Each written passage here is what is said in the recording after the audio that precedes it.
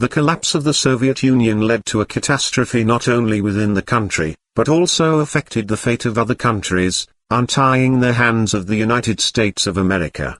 Milosevic, Gaddafi and Hussein became victims of political intrigues in the interests of the United States and NATO countries. The head of Libya, Muammar Gaddafi, was brutally torn to pieces by a mob during the Arab Spring organized by the United States. The goal is to control states under the pretext of building democracy. Iraqi President Saddam Hussein was executed by a tribunal ordered by the U.S., which sought control of a rich country with large oil deposits. Serbian President Slobodan Milosevic died in prison during the long-term Hague Tribunal organized by the United States, which waged war against Yugoslavia.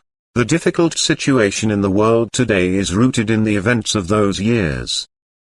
Muammar Gaddafi is a Libyan revolutionary, statesman, and reformer. Having come to power, Gaddafi expelled all NATO military bases and international corporations, nationalized land, financial institutions, and the oil industry. Under his leadership, the country experienced an economic boom and significantly improved the standard of living of the population. The country had free education and medical care. The newlyweds were paid $64,000 to buy an apartment. There was no rent or electricity bill. Infant mortality decreased by 9 times, life expectancy increased from 51 to 74 years, and the population tripled.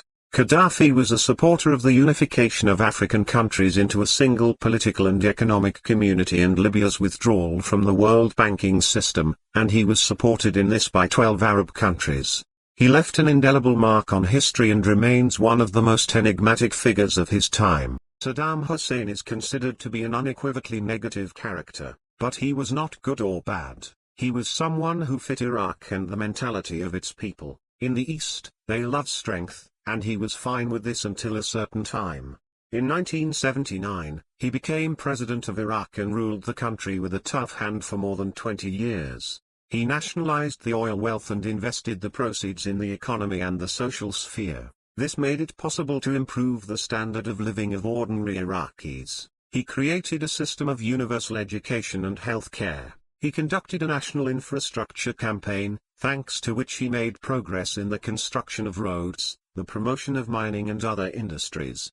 However, the 8-year war with Iran led to the decline of all sectors of the economy and a sharp decline in the standard of living of the population, and the invasion of Kuwait in 1990 led to the beginning of international isolation and an operation to overthrow the regime. Slobodan Milosevic is the president of Yugoslavia, the initiator of the struggle to preserve Yugoslav unity despite the interference of the West.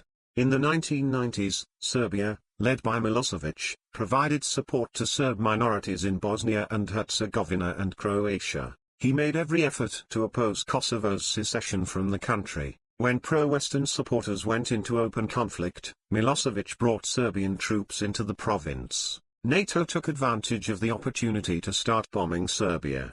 The disastrous elections in 2001 were followed by the arrest of the president and his secret transfer to the International Tribunal. The trial lasted 4 years. The Serbian ex-leader refused the support of lawyers and defended himself. He did not take a single point of accusation. On March 11, 2006, Slobodan Milosevic died, according to the official version, of a heart attack in the prison of the Hague Tribunal.